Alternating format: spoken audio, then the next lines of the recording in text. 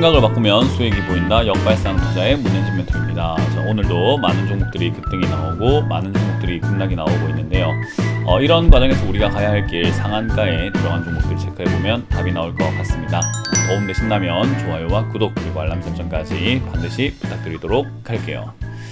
자, 일단 오늘 시장부터 체크를 한번 해본다면요, 반등이 나오고 있는 모습이죠. 위쪽으로 쭉 올라오고 있는 모습이고요. 일단 2700포인트까지 올라갈 것인가에 대한 문제가 남아있는 것 같아요. 여기서 꺾이면 굉장히 안 좋은 모습이거든요. 그래서 여기서 꺾이면 추가 하락이 조금 깊게 나올 수 있다 생각하시면 돼요. 딱 보더라도 이렇게 기울기가 뚝뚝 떨어지는 모습이 되겠죠. 그래서 여기서 꺾이는 모습보다는 사실 2700포인트 언저리까지는 살짝 올라와 주면서 여기서 간을 보고 저기서 방향성을 좀 결정해야 되지 않을까, 그렇게 보여집니다. 자, 일단 오늘 시장이 반등이 나온 이유를 생각해보면 앞으로 어떻게 될까도 약간은 예측이 가능할 것 같은데요. 일단 오늘 반등이 나온 건 미국이 반등 나와서 그래요. 그럼 미국이 왜 반등이 나왔나요? 라고 했을 때는 미국 경제 성장률 GDP죠. GDP가 마이너스 성장을 했다고 하네요. 그러니까 GDP가 줄었다 이거예요. 뭔가 성장을 하지 못하고 오히려 감소했다라는 거죠. 근데 어떻게 주가가 올라가죠? GDP가 떨어지면은 안 올라가야 되는 거 아닙니까? 근데 이제 그렇게 생각하는 게 원래 기본적인 건데요. 지금은 우리가 경제가 좀 성장이 되고 잘 버틸 것이다 라고 생각이 될 때 금리 인상이라는 걸 한다고 했죠.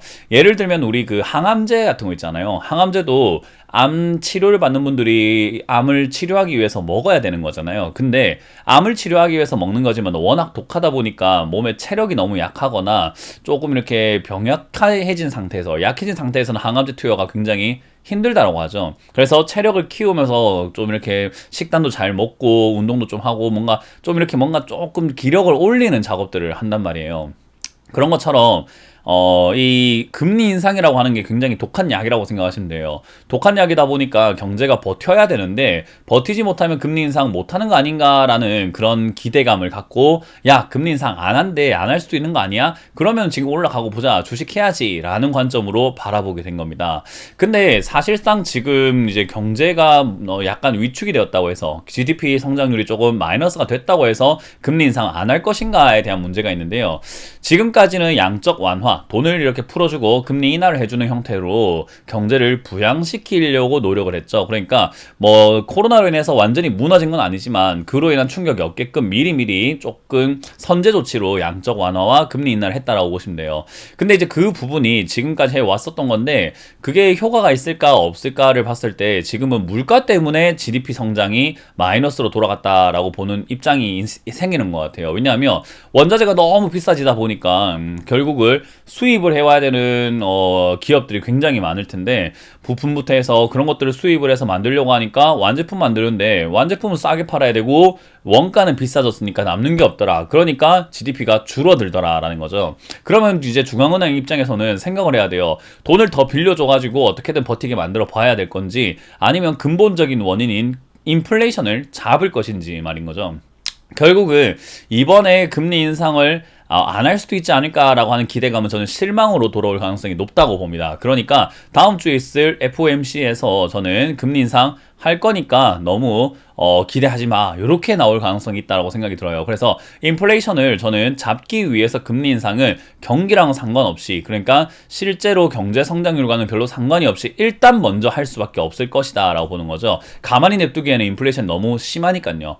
그렇다면 지금이 올라오고 있는 것은 어떻게 될 것인가 라고 했을 때 올라올 이유가 없는데 올라오게 된 거죠. 그렇게 된다면, 제 예상이 맞다면은 결국 이 기대감은 실망으로 번져나갈 가능성이 있다 라고 생각을 해봐야 될 것 같아요.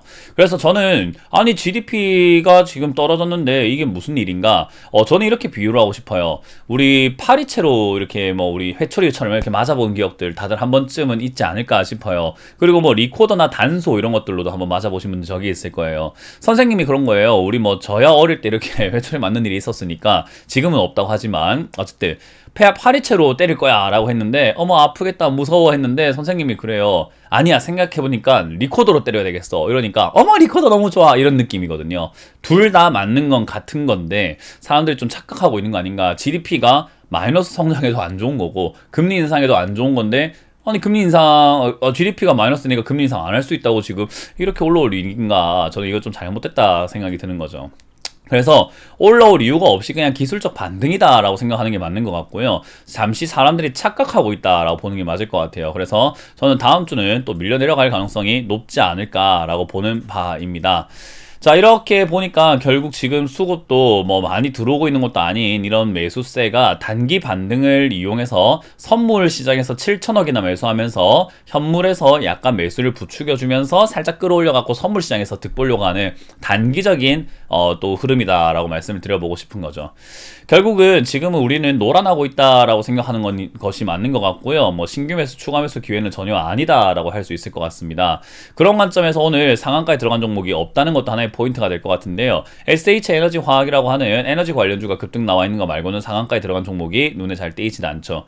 그리고 이제 10% 이상 올라오고 있는 기업들로는 화장품 관련 기업들이랑 뭐 역시 에너지 관련주들이 좀 많이 보여지는데, 화장품 관련주 계속해서 말씀드렸던 거죠. 제가 화장품을 이제 엔드 코로나가 다 와가는 이 시점에서 화장품 관련주는 올라갈 가능성이 매우 높다라고 설명을 해드렸던 것 같아요.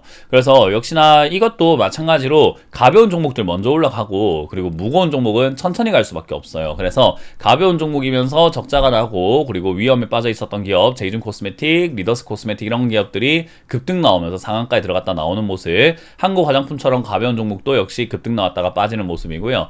그 외에 이제 조금 우리가 탄탄하다라고 불러볼 만한 기업 중에 대표자 아모레퍼시픽 같은 경우는 1.69% 정도만 올라오고, 큰 시세는 아니지만 그냥 적당하게 올라오는 정도로 마무리가 되어가고 있는 것 같습니다.